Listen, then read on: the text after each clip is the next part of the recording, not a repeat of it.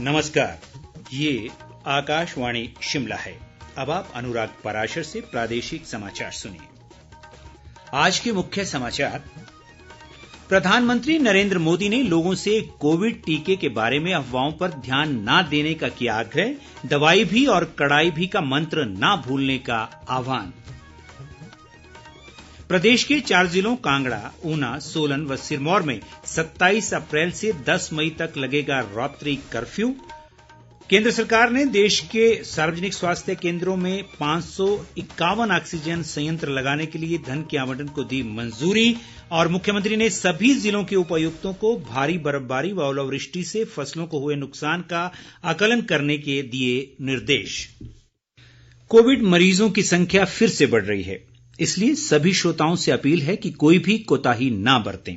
सभी सुरक्षा उपायों का पालन करें और 45 वर्ष से ऊपर के सभी लोग बेहिचक टीका लगवाएं, सुरक्षित रहें और इन आसान उपायों का पालन करें। मास्क पहनें, 2 गज दूरी है जरूरी, सुरक्षित दूरी बनाए रखें, हाथ और मुंह साफ रखें। और अब समाचार विस्तार से। प्रधानमंत्री नरेंद्र मोदी ने कहा है कि कोरोना संकट की इस घड़ी में प्रत्येक व्यक्ति को वैक्सीन के महत्व के बारे में जागरूक होना चाहिए। उन्होंने लोगों से कोरोना वैक्सीन के बारे में किसी भी अफवाह पर ध्यान न देने की अपील की।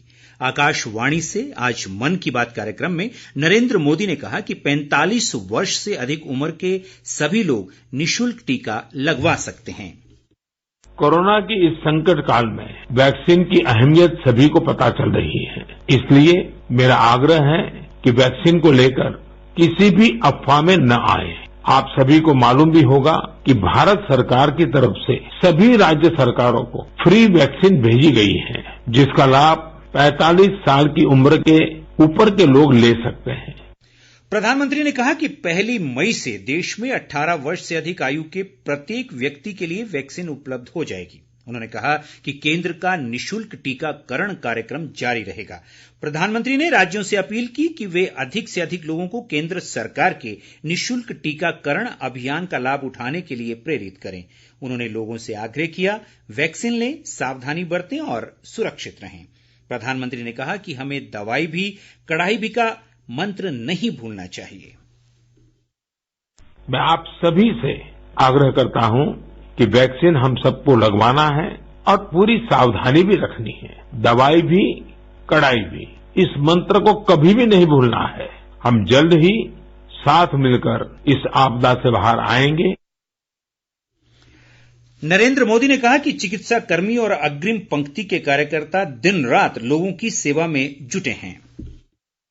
हमारे मेडिकल फील्ड के लोग, फ्रंटलाइन वर्कर्स, दिन रात सेवा कार्यों में लगे हैं। वैसे ही समाज के अन्य लोग भी इस समय पीछे नहीं है। देश एक बार फिर एकजुट होकर कोरोना के खिलाफ लड़ाई लड़ रहा है। कोई क्वारंटाइन में रह रहे परिवारों के लिए दवा पहुंचा रहा है, कोई सब्जियां, दूध, फल आदि पहुंचा रहा है, कोई एम्बुलेंस की मुफ्त सेवाएं मरीजों को दे रहा है। देश के अलग अलग कोने में इस चुनौतीपूर्ण समय में भी स्वयंसेवी संगठन आगे आकर दूसरों की मदद के लिए जो भी कर सकते हैं वो करने का प्रयास कर रहे हैं। राज्य सरकार ने प्रदेश के 4 जिलों कांगड़ा, ऊना, सोलन और सिरमौर में रात्रि कर्फ्यू लगाने का निर्णय लिया है। ये कर्फ्यू 27 अप्रैल से 10 मई तक लगाया जाएगा और इसका समय रात 10 बजे से सुबह 5 बजे तक रहेगा। मुख्यमंत्री जयराम ठाकुर की अध्यक्षता में आज शिमला में हुई एक उच्च स्तरीय बैठक में ये निर्णय लिया गया। इसके अलावा प्रदेश में बाहर से आने वाले सभी लोगों को 72 घंटे के भीतर कोरोना टेस्ट अनिवार्य करने का भी निर्णय लिया गया। राज्य में आने वाले किसी व्यक्ति ने यदि कोरोना टेस्ट नहीं करवाया है तो उसे अपने घर पर 14 दिन तक होम क्वारंटीन में रहना होगा। बैठक में कैबिनेट मंत्री सुरेश भारद्वाज, रामलाल मारकंडा, राजीव सैजल और राकेश पठानिया सहित वरिष्ठ प्रशासनिक अधिकारियों ने भाग लिया। प्रदेश में कोरोना महामारी के बढ़ते मामलों को देखते हुए राज्य सरकार ने कोविड वार्डों में आउटसोर्स आधार पर कार्यरत नर्सों व अन्य स्टाफ को 200 रुपये प्रतिदिन की दर से अतिरिक्त प्रोत्साहन राशि देने का निर्णय लिया है और इस संबंध में अधिसूचना कल देर शाम जारी कर दी गई है। ये राशि इस वर्ष 1 अप्रैल से 30 जून तक दी जाएगी। स्वास्थ्य सचिव अमिताभ अवस्थी ने राज्य के सभी पात्र लोगों से जल्द कोविड टीका लगाने का आग्रह किया है। उन्होंने कहा कि कोरोना की दूसरी लहर पहली लहर की अपेक्षा अधिक गंभीर है और बड़ी संख्या में लोग मृत्यु का शिकार हो रहे हैं। ग्रामीण विकास व पंचायती राज मंत्री वीरेंद्र कंवर ने आज ऊना जिले में निर्माणाधीन बीहडू ऊना राष्ट्रीय उच्च मार्ग का निरीक्षण किया और अधिकारियों को निर्माण कार्य तय समय के भीतर पूरा करने के निर्देश दिए। इस दौरान उन्होंने जन सुनवाई भी की। वीरेंद्र कंवर ने बताया कि लठियाणी मंदली पुल की डीपीआर जुलाई महीने तक तैयार कर ली जाएगी। प्रधानमंत्री के आपातकालीन स्थिति में नागरिक सहायता और राहत कोष पीएम केयर्स फंड ने देश में सार्वजनिक स्वास्थ्य केंद्रों में 551 ऑक्सीजन संयंत्र लगाने के लिए धन के आवंटन को सैद्धांतिक मंजूरी दे दी है।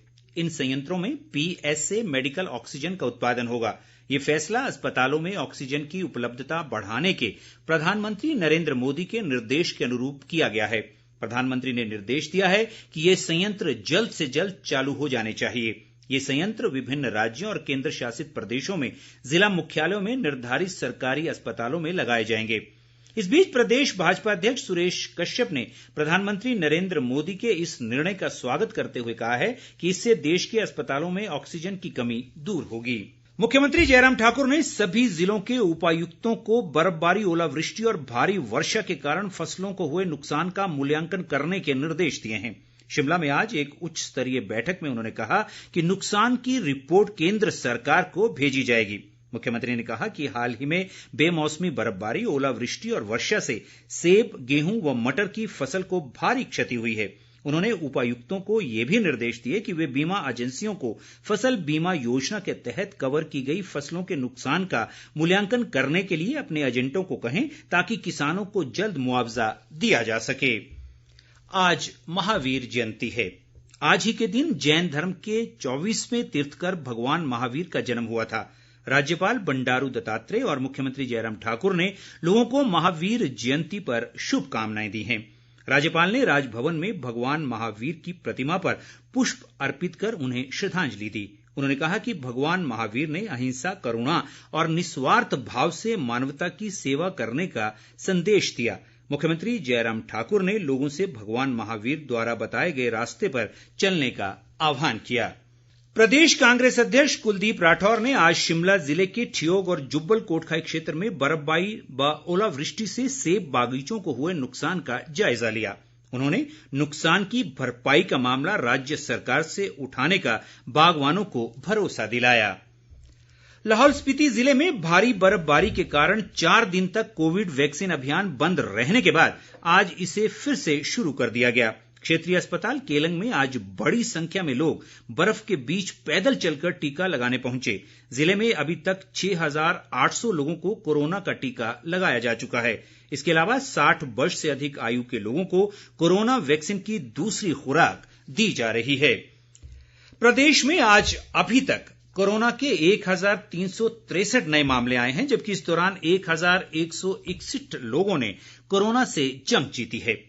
राज्य में कोरोना संक्रमण के मामले बढ़कर 87,501 हो गए हैं, जिनमें से 13 सक्रिय हो चुकी है। और अंत में मुख्य समाचार एक बार फिर। प्रधानमंत्री नरेंद्र मोदी ने लोगों से कोविड टीके के बारे में अफवाहों पर ध्यान न देने का किया आग्रह। दवाई भी और कढ़ाई भी का मंत्र न भूलने का आह्वान। प्रदेश के 4 जिलों कांगड़ा, ऊना, सोलन व सिरमौर में 27 अप्रैल से 10 मई तक लगेगा रात्रि कर्फ्यू। केंद्र सरकार ने देश के सार्वजनिक स्वास्थ्य केंद्रों में 551 ऑक्सीजन संयंत्र लगाने के लिए धन के आवंटन को दी मंजूरी और मुख्यमंत्री ने सभी जिलों के उपायुक्तों को भारी बर्फबारी व ओलावृष्टि से फसलों को हुए नुकसान का आकलन करने के दिए निर्देश। इसी के साथ ये समाचार बुलेटिन समाप्त हुआ। हमारा अगला समाचार बुलेटिन आप सुन सकते हैं कल सुबह 9:20 पर। नमस्कार।